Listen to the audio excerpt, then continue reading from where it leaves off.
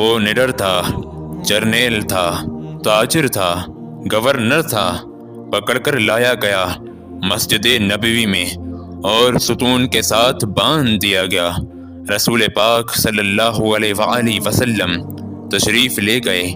देखा खूबसूरत चेहरा, लंबा कद, तवाना जिस्म, भरा हुआ सीना, अकड़ी हुई गर्दन, उठी हुई निगाहें। एक हसीन जवान है।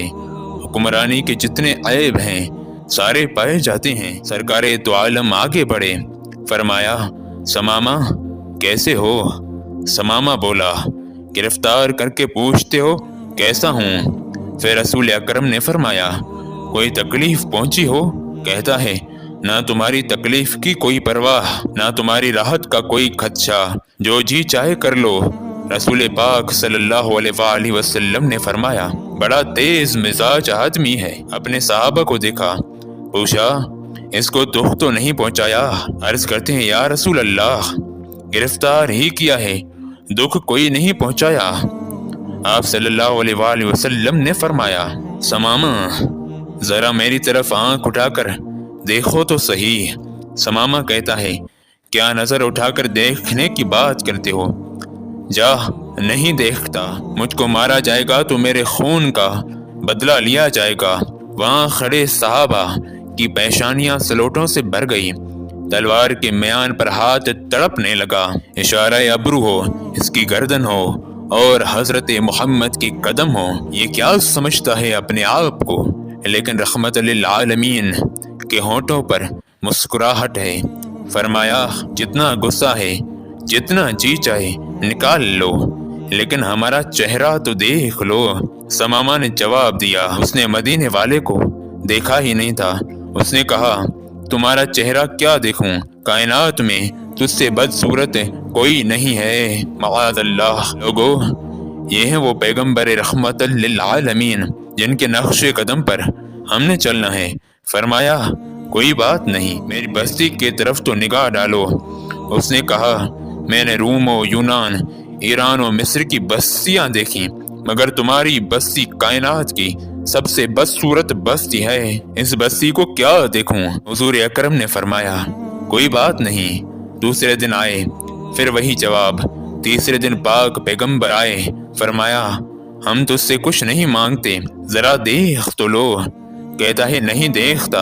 अब हमेशा मुस्कुराने वाला पैगंबर अकरम सल्लल्लाहु अलैहि वसल्लम ने मुस्कुराकर फरमाया जाओ, हमने इसे छोड़ दिया है, चले जाओ, हमने इसे रिहा कर दिया है, हम तुझे कुछ नहीं कहते, जाओ। और अपने सहाबा किराम को जिनकी तलवारें समामा की गर्दन काटने के लिए बेताब थी, उनसे फरमाया बड़ा आदमी है, इज्जत के साथ ले जाकर इसको मदीना से रुखसत कर दो। उन्होंने छोड़ा।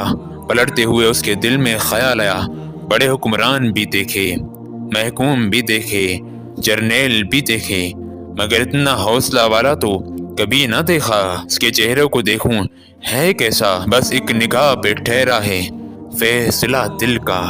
फिर देखता है, देख कर सरपट भागा, डुरकी लगा दी। और फिर समामा कहते हैं कि कदम आगे की तरफ भाग रहे थे, दिल पीछे की तरफ भाग रहा था। 2 मील भागता चला गया और जितनी रफ्तार से गया था उससे दुगनी रफ्तार से वापस पलट आ गया। वो माहे तमाम सल्लल्लाहु अलैहि वसल्लम नंगी जमीन पे अपने सहाबा किराम के साथ बैठे हुए थे।